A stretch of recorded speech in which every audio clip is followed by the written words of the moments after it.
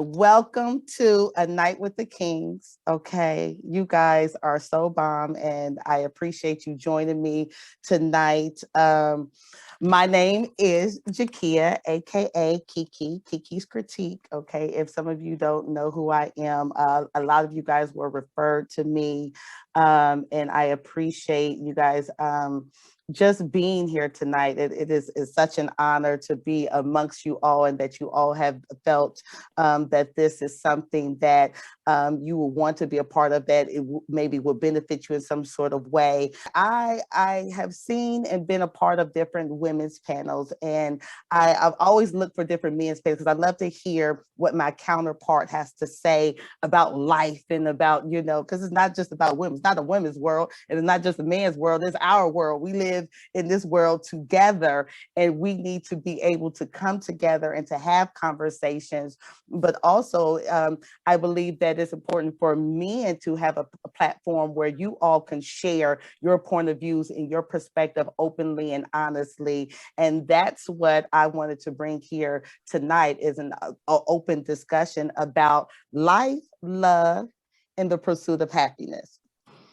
Now, that may seem like a broad topic, but the reason why I chose that topic is, in light of the past year, this COVID-19 has really changed us, and I think shown us a lot of different things in regards to life, how we see life, how we're viewing life, love, whether we lost loved ones or we're entering into new relationships or thinking about love in a different way. And of course, the pursuit of happiness in regards to, there's been a lot of us who have thought about business ventures and growing and just making some changes. And so that's why that topic was important for me. Mr. Tori, state your name and represent your passion. How's it going, guys? My name's Tori Drake. My passion, oh man, life in general. My family's a huge part of it. My wife Willow, that's how I know Kiki. I got a 3-year-old daughter, and I got a 9-month-old son. It's Lily and Elijah. And man, again, passion is life. It's helping people realize that they can live a prosperous life, a life full of faith and happiness and joy, doing whatever it is that you want to do. Not what you think you ought to do, but what you really want to do and you really desire to do in your heart. Awesome. That's awesome. Mr. Quentin, talk to me. I had to make sure I was off of mute. But hello, everybody. My name is Quentin Dukes, and passion. I think I'm still figuring it out, but I think what I always gravitate towards is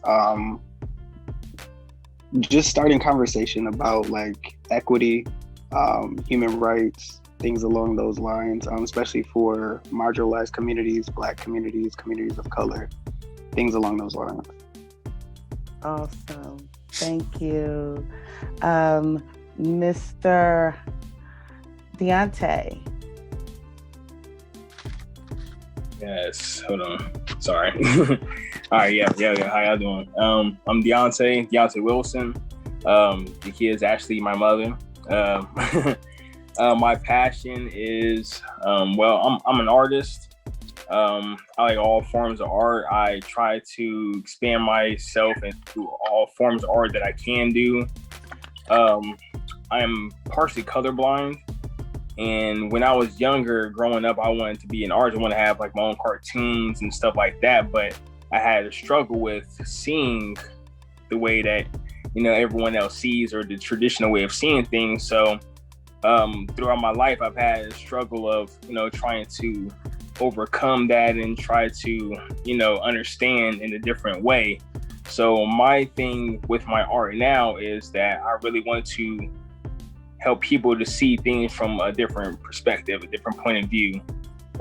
Whether, their situation is, whether they're having a bad situation or slightly off situation, things not always what they seem to be.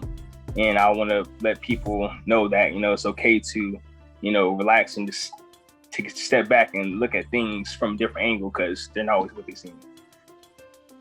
Thank you. That's awesome. Mr. DJ Conviction. Hello, sir. Good evening. Real name is Kelsey McDonald, known as DJ Conviction. And of course, my main passion is entertainment.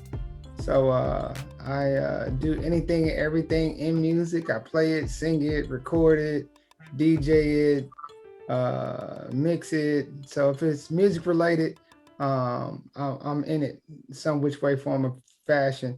And my other passion is relationships. I like talking about relationships. I'm currently not married. I'm divorced, but I learned lessons from that.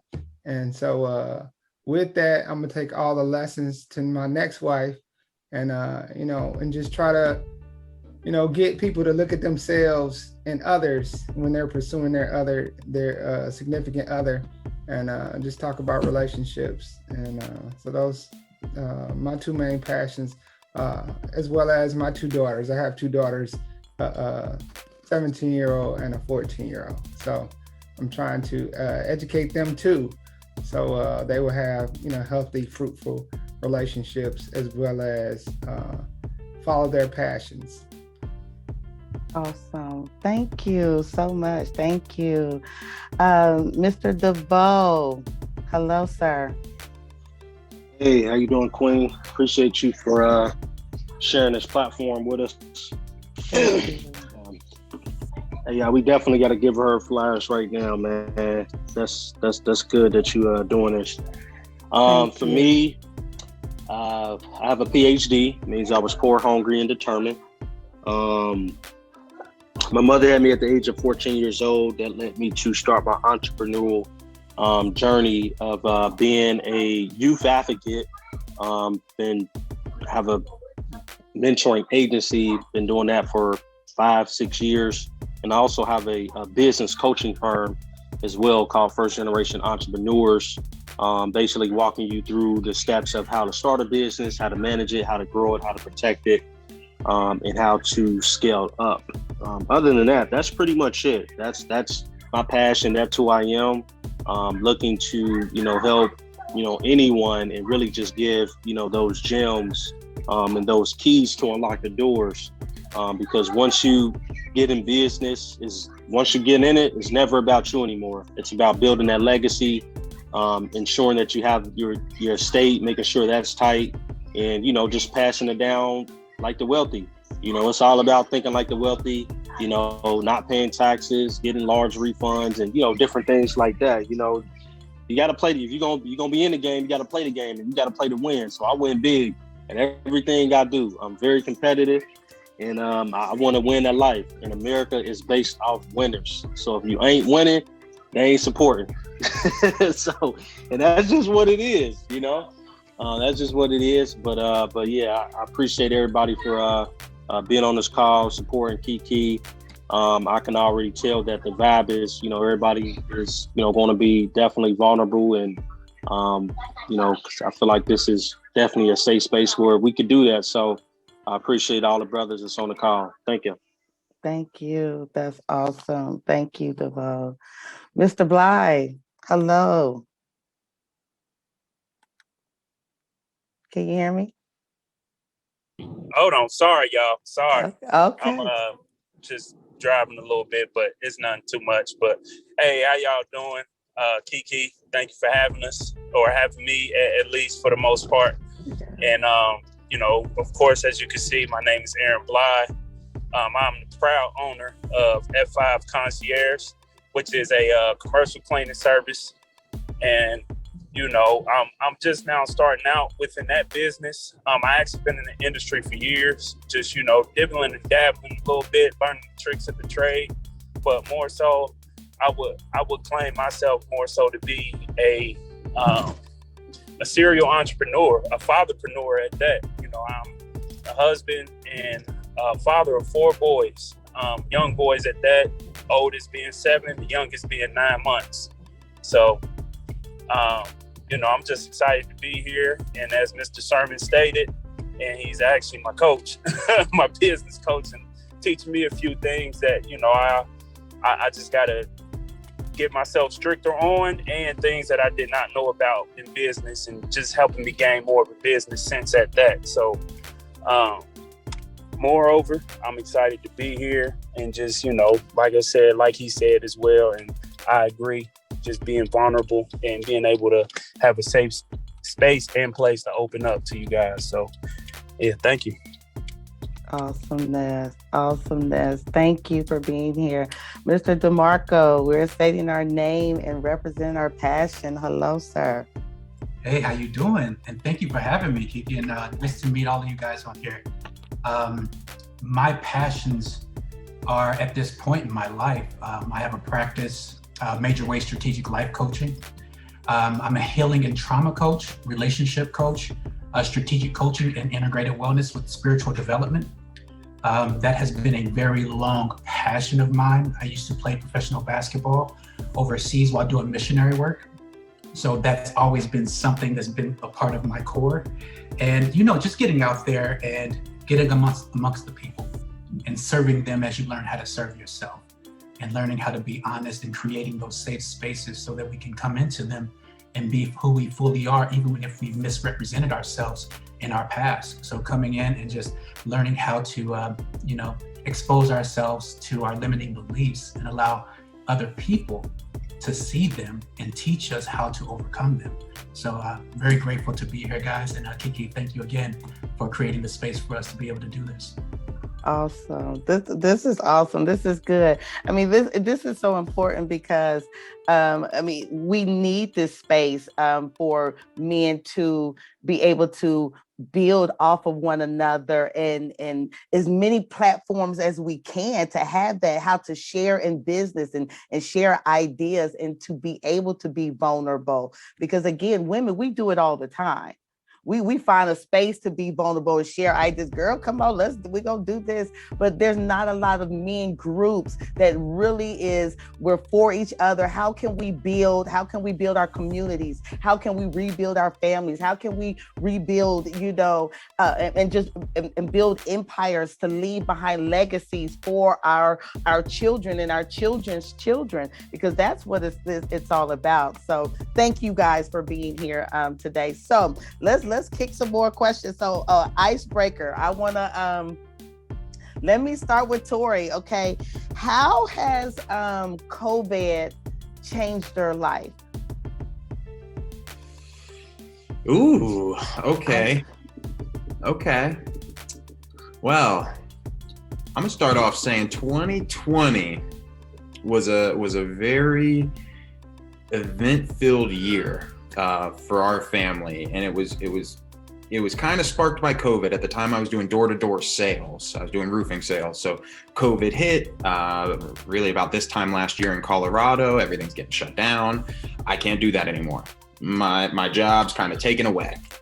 So we went, and I actually had to move back. We lived with my mom in Florida for a little bit. We bought a camper trailer and just kind of hung out on her property for a while. We ended up moving to Cincinnati and lived with my in-laws for a little bit and transitioned there because my mom lives in the middle of nowhere on the water. So we had to go for good medical care up to Cincinnati.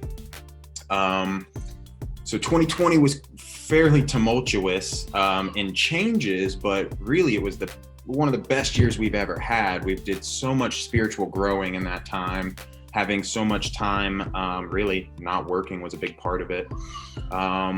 And really the big shift was it was spending nearly a year really not working, you know, doing online stuff. We do coaching, things like that. But to not have the steady income of a job like I was used to in sales really helped kind of shift the mindset that it's really possible to just go full-time online and have remote income and be completely location independent, and really to live this life of faith that everything's going to be okay. So that was it. It's just really big mental shift more than anything. Not so much struggle, hardship like I hear a lot of people talking about. We took it all in stride. It exercised our faith more than ever before, and I think we're really reaping the harvest from that. Awesome. That's good stuff. Let me ask Mr. Kelsey the same question. So for me, my main job is military. So that was an extreme challenge because you used to going on base every day. So to create a military home environment, it was like weird.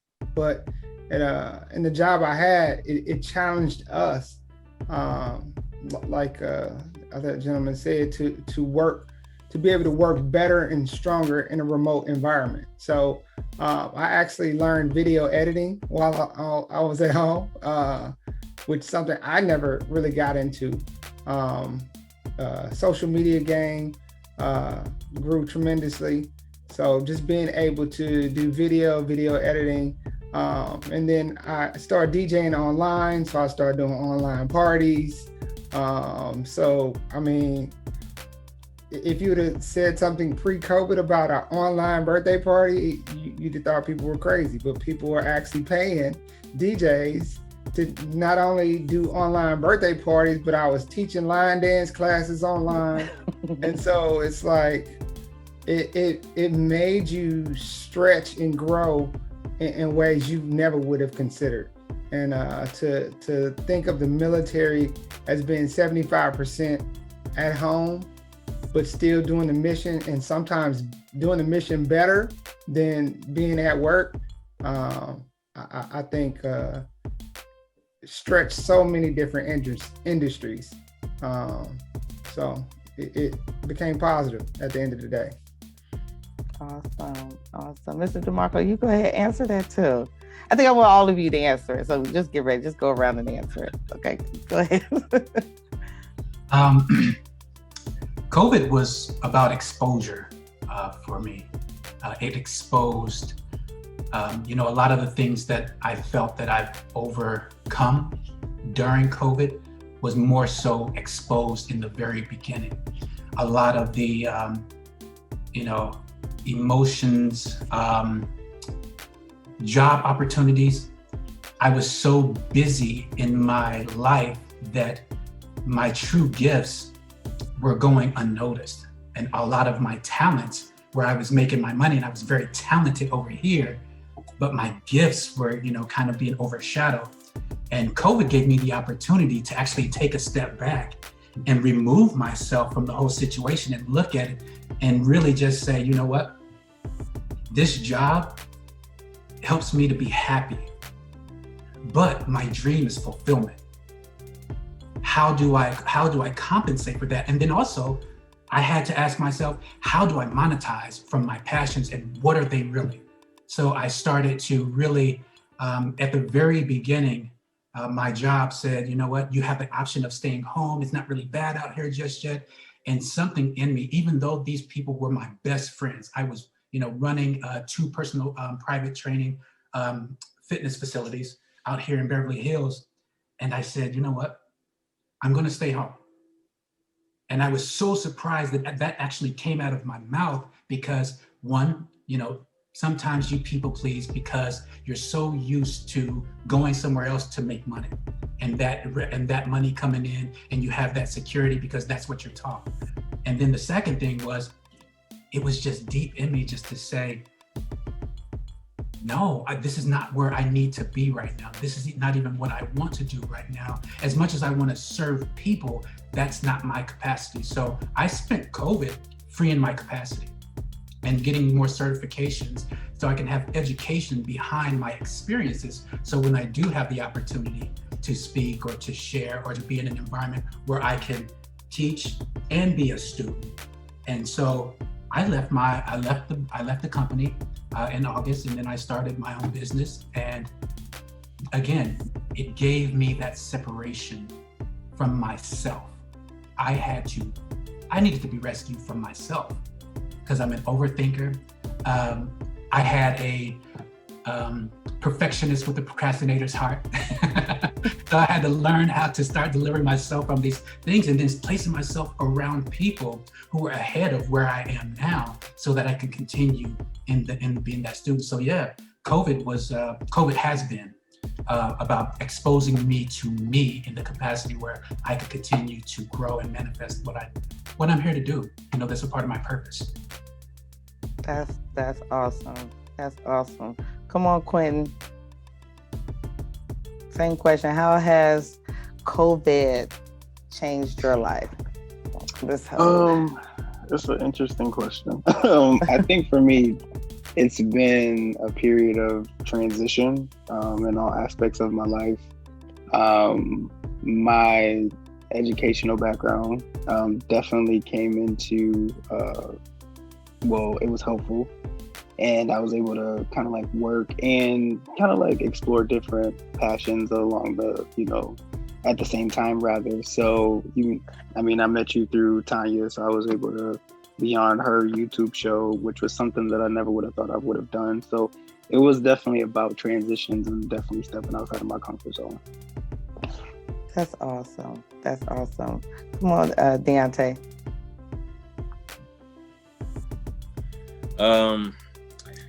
So for me, COVID, it really made me take a pause and think about where I was and where I wanted to be in my life. I'm a young guy. I'm 26 years old. I'm turning 27 this year. I haven't been to college, but I've been steadily working, and through different circumstances and stuff like that. Of course, at this age, I'm getting closer to, being more mature, and I want to get certain things settled for myself. So it really made me take a step back and think about where I'm at and where I want to be. Now, I've done a lot of things artistically. I've done plays with my mother. I've done rapping competitions, and I used to perform on stage. And I wanted to really utilize that because that's always been a passion of mine. When I was little, I used to always want to be an artist, have my own cartoons. It made me really want to take a different type of focus or a different type of interest in that. There were a couple of times where I was swayed, where I was like, maybe I should just do something different. Maybe I should just, play it safe, but it really made me want to take a chance because, when COVID hit, a lot of people freaking out and thinks the end of the world. Oh my God, everyone's dying and stuff like that. So, some people in the back of their mind, they think, okay, you really could, die any second. There's a lot of things that could happen, so we need to make sure that we're really understanding what it is that we want, and really understanding ourselves and our passions so we can, really move forward. And I feel like, okay, when another situation hits, God forbid, that, we're not seeing or feeling like we're wasting ourselves and wasting our talents and our gifts, wishing that we were somebody that we knew we could be, but we didn't take the time to, make the effort to, do that, so that's what COVID really did for me. It really gave me another spark or another understanding of myself, honestly. Thank you. Good stuff. Mr. DeVoe, talk to me. How has COVID changed your life?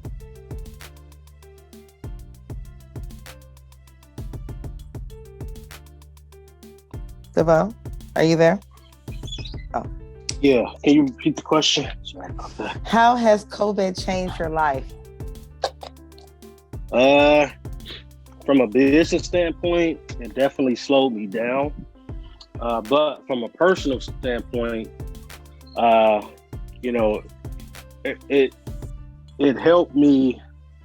Since the business slowed down, I slowed down, and it really helped me like take a step back and to really grow on a personal level, because when you got more time on your hands, you can kind of sit down and see things more clearly. But it's kind of like, it was weird because the business was, it was growing, right? And during that time, I was trying to expand to a different city, but then COVID happened. And it was just like, maybe that was, God's plan and saying, look, dude, you're great and all, but you need to slow the hell down. You're doing amazing things, but you need to slow down. And I'm really happy that I did, because I got to do some personal things that I needed to learn about, especially just with, learning about more of, investments, credit, and really just taking that toll of, look, dude, when you get your money, invest in it. You can make a ton of it, but you ain't, you doing some small investing, but it really just helped me from a financial standpoint of investing the money that I did have, or that I do have on an aggressive level. So, so it really has helped. It really has. So I appreciate it. I definitely appreciate it. Okay, I got you. I got you. Mr. Bly, your turn.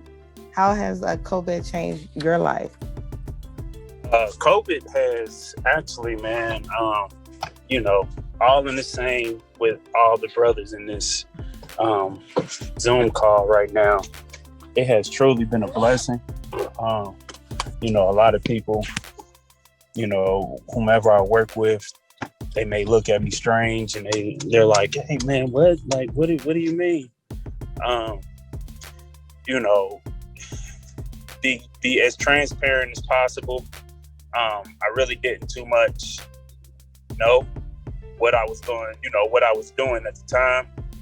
But as I was, going along through the motions, COVID has sat me down, and it has definitely matured me spiritually.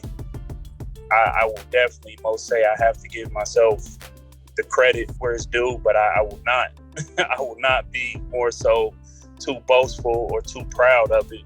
I say that in the most humbling sense. Also, my wife and I were able to close on a home in the middle of a pandemic. Like, I will never take that for granted, because much difficulty as much difficulty that it brought for a lot of people,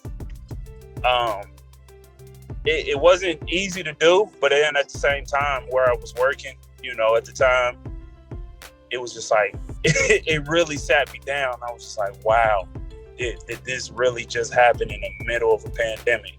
And it's truly been a blessing for me, and especially most of all for my business, helping it grow, and not more so in the monetary sense, just more so in the sense of me gaining a sense of purpose and understanding my heart, that I have more so a servant heart.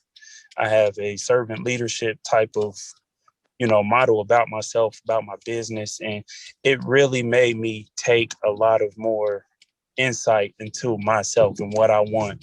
And, at times, just thinking about it and how prosperous I could be just along the way, and just helping other people. This is not just for me, just helping other people with my business. It got me a little anxious at times, but along with that maturity, I have to have those moments. I have to have those moments along with the maturity. And I must say, the COVID has been good to me. God has been good to me. Let me not say COVID, but God good to me. And so that's what COVID was like for me, all in a nutshell. And by the way, I didn't mention, I know, just to answer your question before, I have a passion for people. So, that's what truly, led me to do what I do and who I am now. And, but yes, to more so stay on topic and not deviate, COVID has been a blessing to me, just slowly learning how to do his will. Just like, even I can definitely relate to DeMarco and his story, because even stepping away from the job, I had a pretty good job, but then at the same time, you don't want to get too much consumed. Not to more so relate to his job, but more so in my perspective, I didn't want to get consumed in too much of a cancerous or toxic culture. I had to realize those signs. And even with where I'm at now, I was able to even step away and just like slowly implement myself back into the flow of things. You know what I mean? And it's, man, I'm getting a little caught up just thinking about how God, how good He been to me right now. But man, that's COVID for me. That's awesome. I mean, it's interesting how something that can, in one hand, seem like it could be possibly, that it is devastating in a lot of sense. There's a lot of people who suffered during this time and lost their lives, and and that sort of thing. And so, to be able to find some joy, some good things that came out of a bad situation. I think that's really the basis and the foundation of life, is to find some good within the bad. Well, I want to just kind of move quickly. So that was kind of like a life question. So I want to even dive a little bit deeper and just talk to you guys and ask you a question about love. So, because I want to ask you one question about life, one question about love, and one question about the pursuit of happiness, because that's the theme of tonight. So, when it comes to love and the love of yourself, how do you love on yourself? How do you love on yourself? I want to start with, let me start with Mr. DeVoe. How do you love on yourself?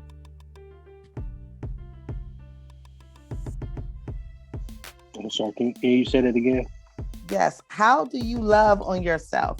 As a man, like what do you do to self-love, to self-care? How do you love on yourself? Well, one of the things is I wake up and I'm able to do what I love to do. I think that's definitely that's a part of it. Just waking up, doing what I love to do, and then second, just having the freedom to explore and kind of, dip and dabble into things, and it's amazing. But the other things is, from a health and wealth standpoint, I do a lot of meditation, yoga, some exercising. I do a lot of those things. Get massages. I clean my significant other. She cleans my nails and my feet. Does my face, whatever. So I think that's extremely important. And plus, on the health side, when it comes to eating things, I don't eat like a lot of things. Like, I'm more of salads. I may eat some chicken. Well, I eat a lot of chicken, but a lot of salads, and fruits and vegetables and different things like that. And really, that all amounts to, it just gives me so much life and energy. Drinking water throughout the day, all day, every day. I mean, you come into my house, you just see a stack of waters. They're all 7.0, the pH balance or whatever. But yeah, just doing little things like that. I always tell people health is wealth. No matter where you go, how you live, health is wealth. So we have to get more in tune with taking care of our bodies and taking care of our minds, because if you don't do all this preventive maintenance, then 20, 30 years later, your body gonna break down and you're gonna be wondering why. Waking up in the bed like, oh man, I should have took care of myself. Yes, you should have. Can I get an amen on that one? Because you gotta do that. You gotta take care of you, because ain't nobody gonna take care of you other than yourself. So health is wealth. Thank you. Okay. Thank you. Let me ask Quentin, how do you love on yourself? Okay. Well, going to the gym, staying active, of course, watching what you eat, things like that. I feel like your body is your temple, so to speak, so you need to be careful what you're putting into it. And this is one thing that I think a lot of people don't do, but be kind with the words that because we have a lot of self-talk So be kind with the words that you say to yourself. That's definitely something that I focus on, and I try to do a lot of reading as well, just to kind of, keep my mind sharp. Just try to see things from different points of view, zone in on, building my emotional intelligence, things along those lines. So yeah, that's how I kind of show myself love. That's good. That's good. Thank you. Let me ask, I'm going to ask a different love question for Mr. DeMarco. Can you discuss a time where you had to overcome like a broken heart? Can you discuss like what you've learned through a broken heart and love? Very good question. What did I do to heal a broken heart? There you go. Thank you for saying it that way. That's better. I reconnected with myself by going to the source first. Instead of delving into fear, I went to the creator. And I really had to not only be honest with myself, but I had to really pay attention to my self-awareness, my self-management, my social awareness, and my social management. How was I managing myself? So I looked at my mental, emotional, physical, and spiritual to see exactly where I was out of balance. Not what the relationship or the understanding of the relationship had done to me, but how did I participate and how was I showing up with myself? So when I did that, that's when I actually started to, meditate more, pray more, ask people. I kind of embodied the 33% rule. You talk to the 33% of your time, you talk to the people who are ahead of you. The other 33% of your time, you talk to people who are alike, just like you. And then another 33% of your time with people who are not at the level that you're at. And those are the people that you serve. So every time that I started to learn something, took a rest on it, slept on it, journal more, and then really start to have those conversations with myself and then other people. And then that started to restore that love in me. And then I had to implement healthy boundaries and announce my boundaries, and then announce my healthy consequences to those boundaries with how I conduct myself. And then that love kept overflowing because, out of the overflow of the heart, the mouth speaks. So I slowed down in my speaking until I was overflowing and not when my cup was just full. So that's kind of how I processed that. And then those systems are now in place for me. Awesome. Thank you. Let me ask Deontay the same question. How do you heal from a broken heart, or how have you healed from a broken heart?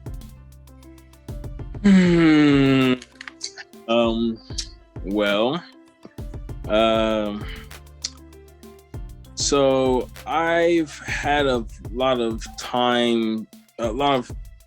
I've had difficulty fitting in a way. For those of you who don't know me, we moved a lot. We've been in a lot of different places. And I've met a lot of different people, and it's not like I've never fit in, but since we moved a lot, it was like I didn't get a chance to fit in like that. Sometimes for me, it's about really staying true to myself and making sure I'm not trying to do other things to be accepted by somebody else, So what I usually have to do to mend a broken heart, or my broken heart, if I'm feeling some sort of ways, to remember myself and remember, who I am, and remember that, things aren't, they're not anybody's fault, because we are all different. We all have our own lives and our own situations who make us who we are.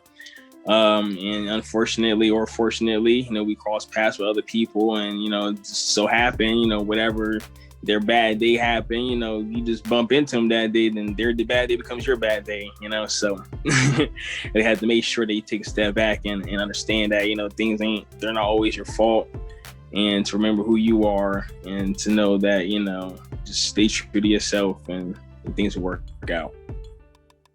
Thank you. Mr. DJ Conviction over there, okay?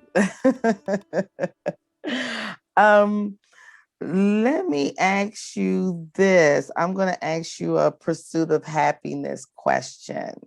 When you think about your future, what would you say is one of the most important ingredients to your happiness? Oh, that's the easiest question there is. Pursuing God. Pursuing God, because if you have no foundation and you don't know your purpose, everything else is just for nothing. So I would tell anybody that is struggling with anything in life, one, you have a foundation that's unmovable, because people move and people change. So do you have a foundation that's unmovable? And then do you actually know your purpose and goal that you constantly strive for? Because people look for the North Star, because if there's anything that won't change, the North Star is not going to change. And if you keep following that, no matter where you get, no matter how you get turned around, you can follow that one thing. So I think knowing your purpose and having a foundation in something that's unmovable, you will always be able to get to that, to get to where you're supposed to be. And I think one of the biggest problems is people not knowing who they are and where they're supposed to be. And so it's so illuminating to, one, know who your foundation is and know what your purpose is and what your goal is. If anybody asks me all day, I'm made to entertain because I love it. It feels good to me. I'm happy when I do it, and people pay me for it. So, if anything, I can do that all day, every day. So, and I know that's something that God has given me, to be a people person, to be excited to see other lives change, people happy, and all that other stuff. And, everybody has their own gifts, and, that's my gift, and I operate in it, and it feels good, and I get paid for it. Oh, so that's good stuff. Let me ask, I will ask Tori, let me ask you the same question. Well, no, let me ask you a different question. I'm gonna give you a different question. What has been maybe, or what has made your happiest day thus far? Ooh, okay. Happiest day. It was a day when I was in Florida. When I was, kind of like I mentioned, we were living with, kind of with my mom in our travel trailer. So, there was no work. We were doing nothing. We call it Point Paradise. They're literally on a little peninsula. There's just the stream, and it's all sawgrass. And then beyond the sawgrass is a bunch of lakes. It's in the middle of Florida, swampland, really, just beautiful lakes. Not like Louisiana Bayou stuff, not like that. There are still little gators though. But so it was just me and my family. And I remember in particular, I got to just meditate. I got to just be in God's creation. I got to just marvel at it day after day. And I was playing with my daughter, Lily Mae. And we were swinging on the tire swing. and I swinging with her, and she's laying on me, and I don't know, it was just, I was just overwhelmed with just joy and love during that whole period we were there. But in particular, there was that one day where it was just, everything was just perfectly right in the world. I was with God, I was with God's creation and my family, and there was not a single other worry on my mind. There was no thought of work, there was no thought of bills, there was no thought of a car breaking down because I'm driving. I have a new truck, it's not going to break down anyway, but you still think of these things when you're driving, like, is someone going to hit me? Like, there's just none of that. It was literally just pure presence in God's creation with my family. It was it. Just mwah. Awesome. I like it. I love it. You guys are rocking this thing going out. Okay, I'm gonna ask one more question. And I want to, this question, I'm just going to go around and allow each one of you to kind of answer it, because it's something that I'm always curious about, being a man, how important having a father figure is in your life, having one or not having one. What does that do? Because, you know, as a woman, you know, you to have a mother to be able to teach you some women things, you know, and hopefully you have a mother that will, you know, teach you how to, you know, sit with your dress on, keep your legs closed, girl, you know, do certain things, you know, that, you know, the etiquette and that sort of thing. So I want to go around and ask each one of you, this last question is, how has having, whether a father figure, a mentor, male mentor, how important is that for a man, that having that, for you, having that or not having that, how has that been for you? How have you navigated in that? Does that make sense? Is that a good, am I saying that well? Okay. So I'm gonna start. So I got a guy down there. Hello, is that Hosea? Hello. Hey, how you doing? How you doing? Thank you for joining us. Hi. Yeah, I'm doing pretty good. Yeah, so you was asking the question about how important it is for a father figure. Yes, I want you to jump on in there because I haven't heard from you tonight. And thank you for joining us. Thank you for stopping in. Yeah. First, shout out to my boy DeVoe for sending out the invite. Came on. I mean, I feel like for me, I didn't really have I had like a father figure growing up all the way till I was like 14, but it really wasn't like a close relationship where I got like guidance through life. But I feel like it's very important because now, you know, you're older, you look back at times where, you know, you was younger, it's like, how come I handle situations like this? You know, what if I had like guidance, you know, how to handle the situation, or, you know, am I supposed to feel like this emotionally? You know, how am I supposed to express myself? And then I feel like what I did was I started watching like other male figures that had what I wanted.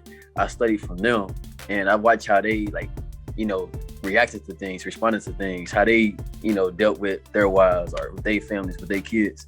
And I was like, okay, I want to incorporate that same thing into my life, you know, for the next person. So I started picking up on other people that have, you know, that was good examples instead of using not having a father as an excuse.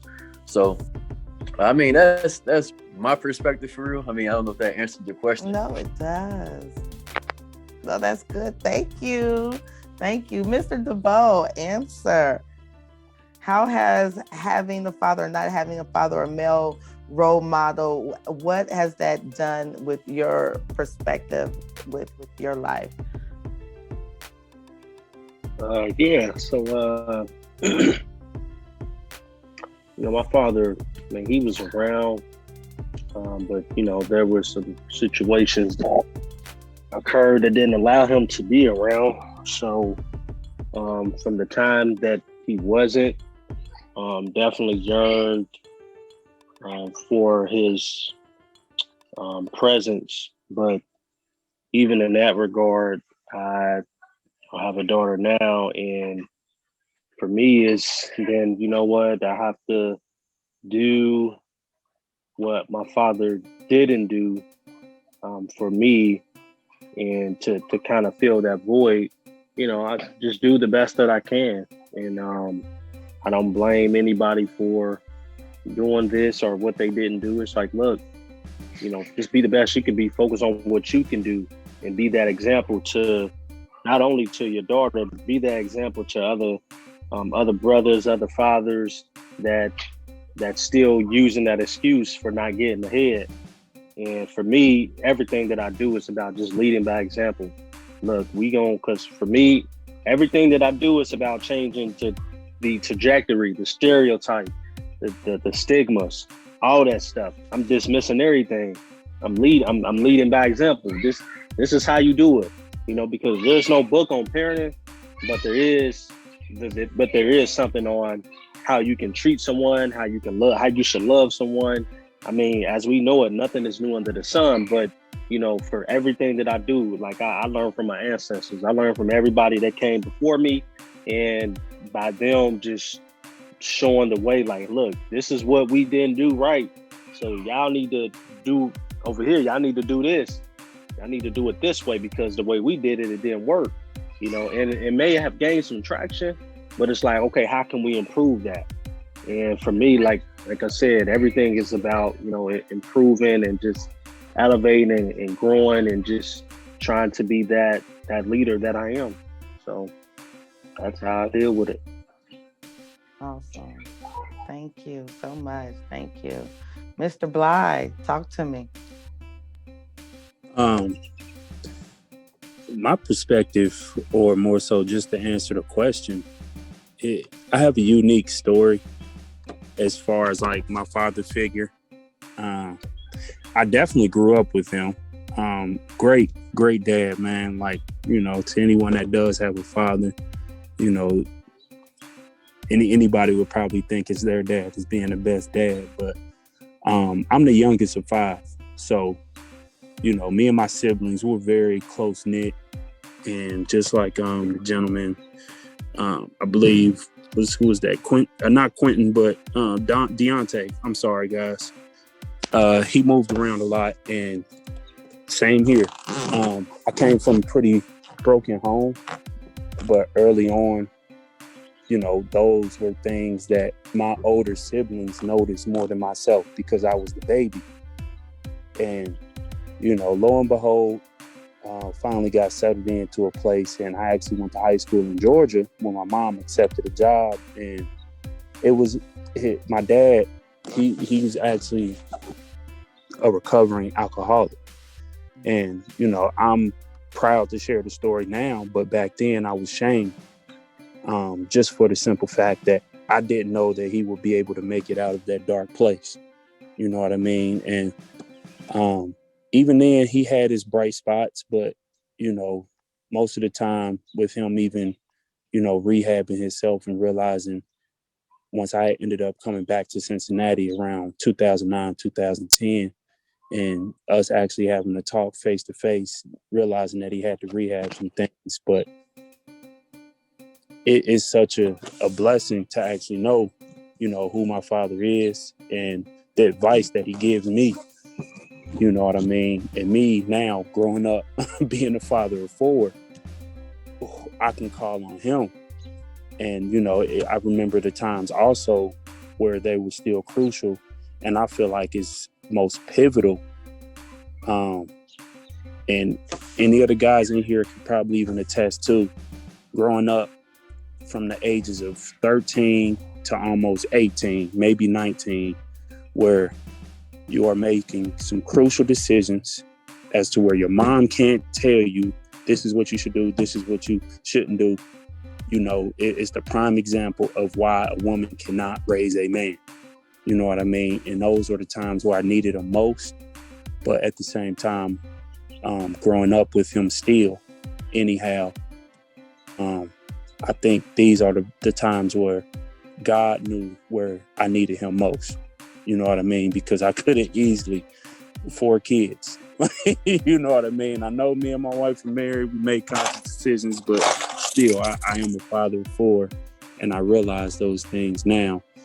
And like, you know, it'd be days where all I have to do is just call him and like, yeah, I know, just do this, do that, and yeah, you'll be good to go. And I'm like, wow, like, I wouldn't have thought of those things if I wouldn't have been able to call on him today. You know what I mean? And he's 10 years recovered. So, you know, praise God for that. But, you know, growing up with a father it was pivotal for me, and being able to just know a few things here and there, you know, as far as just life in general. It's so many things that I could touch on as far as that goes. Because like I said, I have a unique twist as far as me growing up, you know, with a father, but at the same time seeing him broken a little bit, but at the same time seeing him in the healed place.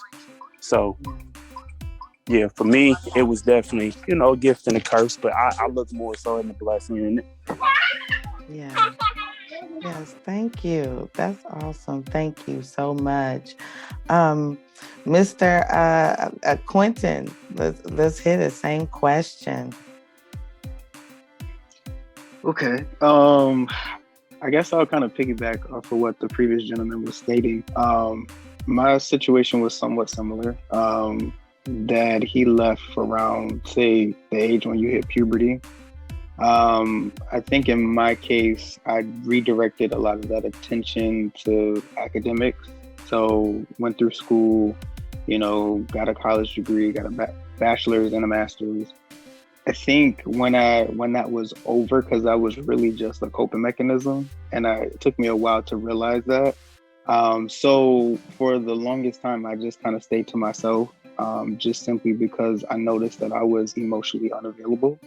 And that was just because I did not have, like, it's okay to have like your mother there to kind of like show you what I call your emotional inventory, you know, to kind of look at what that should look like. But I definitely believe in balance, kind of like between the masculine and the feminine. And with my father not being there, yeah, I had my grandfather, but you know, it's something different when you actually have like your own father kind of showing you that. So I kind of had to, it seemed like, even though like maybe, you know, in life on a productivity scale, I was doing okay, like emotionally, wasn't there, kind of sort of like when it comes to emotions and exploring adulthood and exploring relationships and navigating that. So like how Ayanna Van Zant says, you got to take the time to do the work, especially before you get into relationships and before you try to have kids, all that other stuff. So those are things that I kind of kept in the back of my mind, and still doing the work.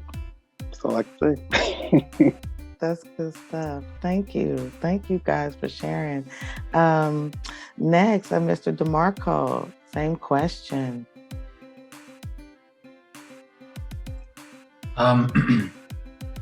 Got both ends of the spectrum, whereas my father, he was a paraplegic, and he was a paraplegic and alcoholic in the beginning. I didn't live with him. I lived with my mom and my sister's father. And as my dad was learning how to, he was learning how to be a man, because he wasn't, you know, he was 19 and I was maybe a year old when he was in a car wreck that took his legs. And he was one of the top basketball players in Indiana. He was supposed to, he had opportunities to go to the NBA right out of high school. He chose to check out Indiana University and see what was going on. They got into a car wreck. So as he was learning how to be not just be a man, but learning how to be an adult, he also had a child, plus he was in a wheelchair. So as he was learning how to establish himself in a wheelchair, I was learning from him. So when I know it's the wildest and funniest thing to say, but as my dad, it was kind of, there was a little shame in that, because when he was, I would help my dad at 3 and 4 years old to put on his Depends. And then he was, when I was 1 and 2 and he was doing that for me, I was also learning how to do that for him, And then when the alcoholism really kicked in, because, that wheelchair, being in that wheelchair was his dreams gone. And so little did he know that pressure of being perfect and being a kid that had to, kind of step up because, they always say, you're the little man of the house now, but that's a lot of pressure. And I needed to learn how to be a boy first. And I didn't know what any of that stuff was. And then you have, two sisters who are younger than you, and you're trying to present yourself as a man, but all of the modeling of the men around you were all different, and you didn't know who to choose from. So by the time I was 13 years old, my mother actually gave me away on Christmas Day. And I started living with my grandfather. So I started picking up things from him, and he was reestablishing himself in life. He got rid of his drug addiction, his smoking. He got rid of everything and started going to church. And that day that I started staying with him, I went to church with him and his wife that night.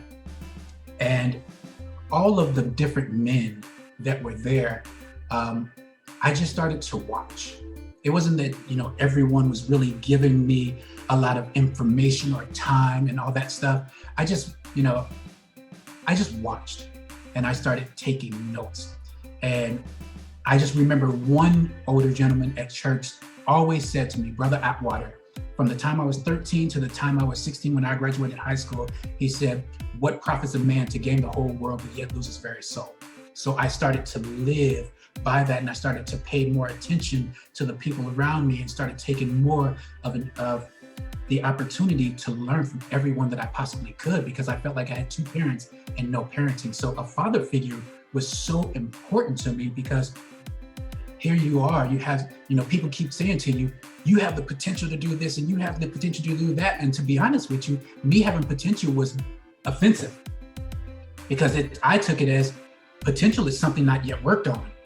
And I'm paying attention to you. So what didn't you work on so that I could learn from you? But I didn't have the vocabulary nor the guts to say stuff like that. So I just kind of just reeled in those things. But as I've gotten older, I started to choose, mentors and role models in these places. And unfortunately, COVID took some of them, but you still learn and you take from the essence of who they are, and you take that, in yourself. So I've had some great thought leaders as role models, and I've had some great hood leaders as role models. And that's just the truth. There are a lot of people, when I was, playing ball in the parks and stuff like that, it might have seemed a real dangerous to a lot of other people, because, you got the drug dealers who are hanging around, they're doing their thing, guns and all this other stuff.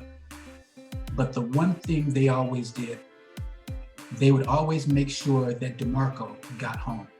They would look at me and tell me. They would take other guys who I was playing ball with, and I used to take it so personal, like they were abandoning me. They would say, "Hey, DeMarco, we going over here. Where you going?" And that would piss me off and hurt me, like I wasn't good enough. But I didn't realize that they were protecting me, that they were shielding me. They were giving me the opportunity that they seen for themselves. But they couldn't invest into that because they made other decisions, and they were making sure that I didn't make that same decision. So I was very, very fortunate in a place where I thought that that wasn't going to shape me, but it did.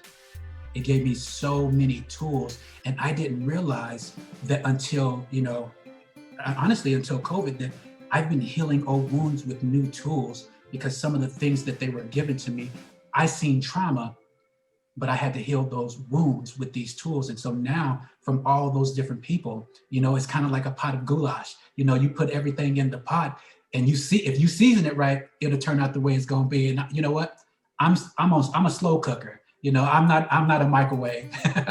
My age might keep going up, but hey, I'm still marinating. I'm still seasoning my stuff and just taking the time. So a father figure was great, but a mentor that could actually help me understand that the vocabulary that I was using had the frequency of trauma on it. So yeah, again, I had to really dig deep, and thank God I had the mentors in my life that kept strategically being placed at the times of my life where they could serve me the best. Wow. Thank you. Thank you. Thank you so much. Wow, for sharing. Mr. DJ, talk to me. Same question. All right, I try to keep it brief. Well, I honestly grew up spending the most time with my mother because my father traveled a lot. But what I can say is that he was an awesome counselor, trainer, and a provider. So he was the main cook in the house, so that's how I learned how to cook. He was musical, so that's where I got my musical background from. And he was just a no-nonsense type person that had an excellent name in the community. So he was a great counselor in that he didn't sugarcoat anything. Like he kept it real. Like to this day, I still remember so many life lessons that he just came up to you, said what he was gonna say, and then walked away. You know, unfortunately, he passed when I was 24. So for me, I felt that's when I needed him most. But for him to get me through college, for him to get me to my marriage, you know, and give me so many foundational things, I still pay homage to him for all the life lessons he did teach me up until that point. So after that point, I actually started leaning on more men at my church. And then I started leaning on brothers of Kappa Alpha Psi. So the fraternity brothers, you know, there to help me. And definitely my church brothers helped me. And to this day, I still, there's a men's group at my church that I go to now. And every Thursday we get together and we talk about men's issues. And we just keep it real. So, you know, that's been my life, and that's how I became who I am today. Thank you for sharing. Thank you. Deontay, same question. Sorry, excuse me. So I've been listening to some of the other people talking, and it's been helping me to kind of explain to my story, or how father figures affect me, or my take on father figures. I feel like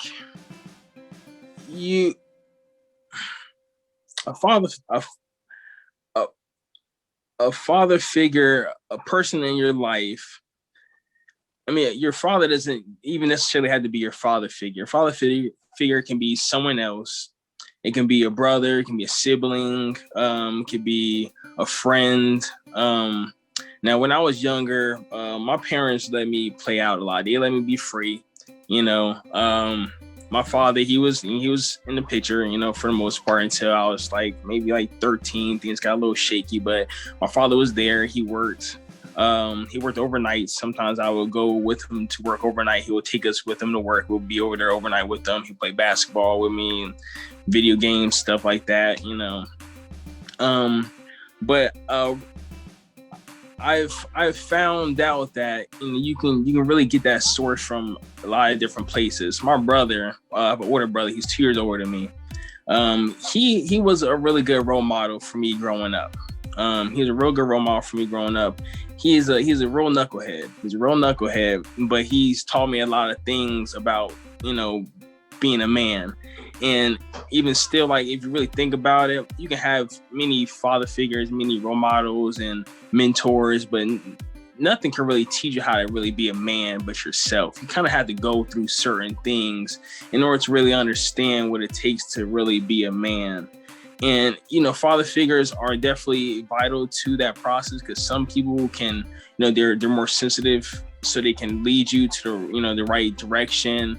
They can veer you off if, you know, they give you the wrong advice. Even still, you know, you can be a father figure role model, but, you know, they can still veer you off. So at the end of the day, you still have to. I've learned myself. I've learned to, like I said, really stay true to myself and what I know and what I've been taught at an early age, what is right and what's wrong. You know, my mother, she was, you know, great mother, and she's very sensitive. So I've been able to be honest. She's always let me be honest with her, and feel free to express myself. You I can say when I was younger, I was a little softy. You know what I'm saying? I was a little punk sometimes. You know what I'm saying? But that was just really me.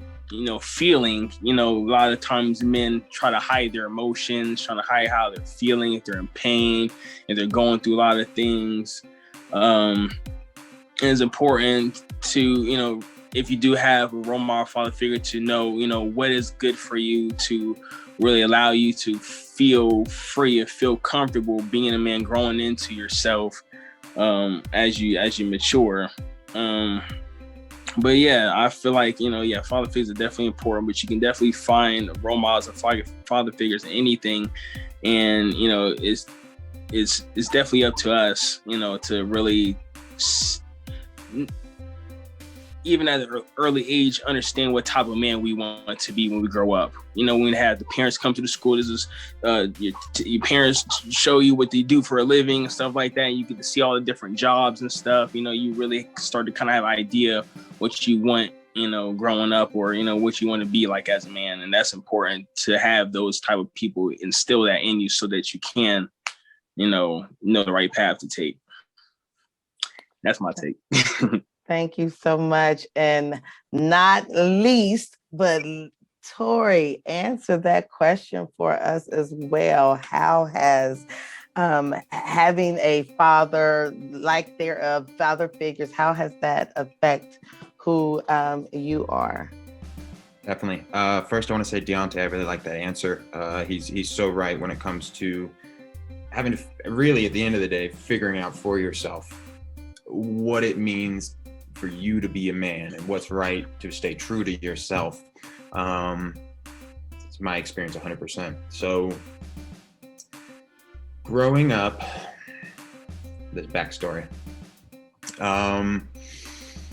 So when I was 9, I was about 8 or 9, I had just switched schools in the middle of the year. It was the first day of school after Christmas break. So I'm at a brand new school, and I'm in line at gym class, and teacher gets to me going alphabetical order, and he's like, "Who are you?" I tell him my name. I'm Tori McKenzie. Nope, that's not you. Your name, you're Tori Stanfield. I'm like, the hell is this guy talking about? Well, I go home and I find out that my stepfather, he wasn't my father. I didn't know this. Turns out he was not my biological father, and that day I found out I had a different biological father who wasn't in the picture. So in that moment, in that span of time, right, I felt like I'd just been lied to so much. Now my stepfather at the time wasn't a great father either. Honestly, I saw him physically abuse my mom. I heard him be verbally abusive. I think he really loved me, at least in some way, in his way. I never really received much of his abuse, but I saw it with my mom. I ended up seeing it with my younger brother. I have one brother, he's younger than I am. And I think as a young boy, it confused me a lot. All of that just confused me, and I didn't realize it at the time until really the last 2 years, probably, really start trying to go through all this. And so I think that around that age, I think it really caused me to kind of emotionally detach from my family a lot. I don't remember us ever being real close and lovey-dovey anyway. But I think after that, I probably really withdrew. We were real loose rules. Me and my brother just kind of hung out. We played video games. So I never felt like I really received any guidance from my stepfather or a biological father. So I spent, by the time I was 16, 17, 18, right at that point, I had no guidance. I didn't know anything about women. I didn't know anything about, nothing. There was nothing. I never went to him for advice. It was just, we were kind of like pals, just kind of like passing pals and acquaintances almost. So I spent, the later part of my teen years, looking for role models through YouTube and books, trying to read, how do I be a man, right? Reading, how do I interact with people? Like, I was kind of awkward and shy. Like, I don't know how to interact. Like, so I started studying psychology so I could learn body language, and I could learn how to read people, and I could learn how to just feel comfortable being a person in a conversation, even learn anything I wanted to learn. I didn't have a father figure to go to learn it. I went to my computer, I went to Facebook, I went to books. Personal development and spirituality. I spent years studying Buddhism and yoga, and now Christianity and different philosophies and quantum, everything, all the personal development I could get my hands on to try to be better, to try to learn how to be somebody that I felt I was proud of. And through all of that, I'd say I confused myself, honestly, too, in a lot of ways. Having so many different teachers, I'm literally just grabbing at anything I could get my hands on. Audiobooks for hours on end in the car. I mean, I couldn't tell you how much knowledge and information I've consumed from, potential father figures. And it again left me confused, anxiety, depression, and really that didn't get really more resolved until I found God. Honestly, like, I was searching for a father figure, but nobody ever lived up to who I thought a father figure should be, especially, again, myself being educated at this point with so much information. I never heard anything from anybody, obviously part of this being young and arrogant to an extent, or not wanting to be hurt and not wanting to be vulnerable. There was no male I ever came across in my life, in real life, that I felt ever had anything to teach me. They showed their true colors, and I was like, So it left me isolated, and even still to this day, I don't have like men in my life, in real life. But yeah, I found God. And I mean, instantly, it was just kind of like, of course, I would never find someone who could live up to that standard, right? Because we're human. So, along with what Deontay was saying, is you really got to figure it out on your own. And for me, I mean, education, but then really emptying it all out again. I learned everything just to let it all go and realize I don't know anything, and it's all really with God. So I think it's on one hand, it's very vital. I think especially as a young person, there's an innate need to have mentorship and a father figure. And I experienced a lack of that, and all sorts of issues from it. I believe emotionally, not all sorts, that sounds terrible, but it causes confusion. And it feels like there's a hole, but as you really learn to accept yourself and you become aware of who you are. And again, for me, it was accepting God. It was giving, it was having something higher than myself, something without flaw that really helped kind of guide me, honestly. Guys, you guys are amazing. That's all I could say. Is just absolutely amazing. I mean, not only did you show up, you guys showed out, you were candid, you were vulnerable, you allowed, you spoke from your hearts. And I really, that's what I wanted from this more so than anything, is just an introduction to real conversations. I'm thankful. I'm thankful for you all. I'm thankful that you guys just joined me this evening and hopped on with a night with kings. You guys are definitely royalty in my book. You see, I got a braid crown on my head tonight because I wanted to represent, some royalty and some kingdom, as I am with all of you wonderful men. I would like to invite you guys back for another session. I will be sending out emails Also, we're going to be, I told you guys there's going to be some promotion. So there's going to be some things that I'm going to need from you all, because I want to just include you. You all will be getting a copy of this footage. I'm going to be doing some editing to it and spice it up. It's going to look kind of cool, okay? And once it's complete, you guys will get that to market and use as your portfolios and things of that nature. But I definitely would love to do this again.